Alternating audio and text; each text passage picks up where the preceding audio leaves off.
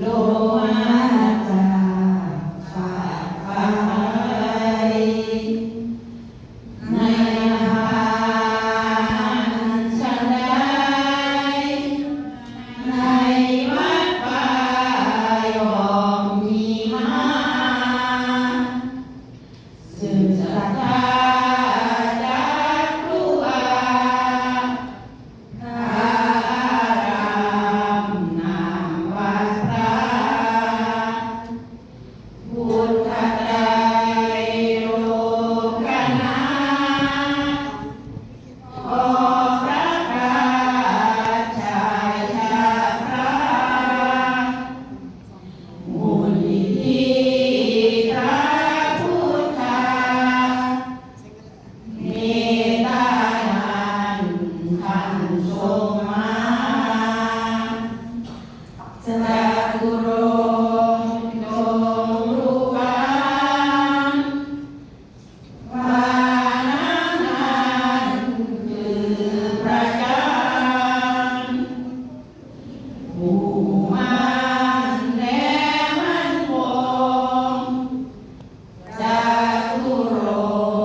จงคงไว้ซึ่งความดีที่มีนั้นว่าปฏิบัตินั้นงดงามดังเจ้าชาวพระจันทร์เจ้าเฝ้าดูยินมีสติสมาธิญาณแก้ปัญหาด้วยปัญญาหลังจากนั้นบิณฑบาต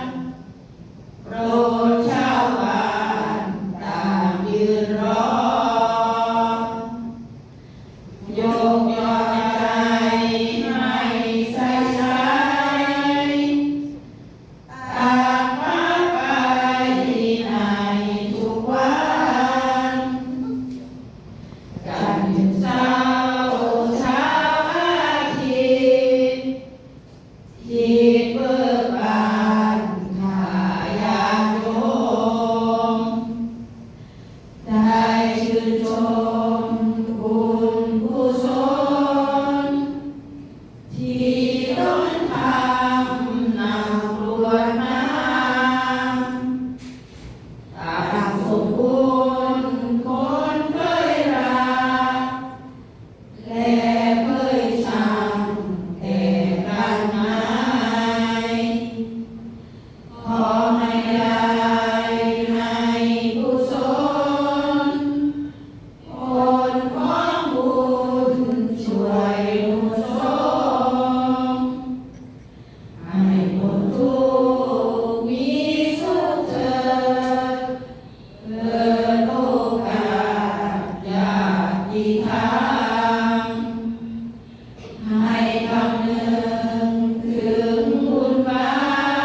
ปนำรักษาแบบช้าๆหากสักคืนคือพุทธาและธรรมะที่พระอง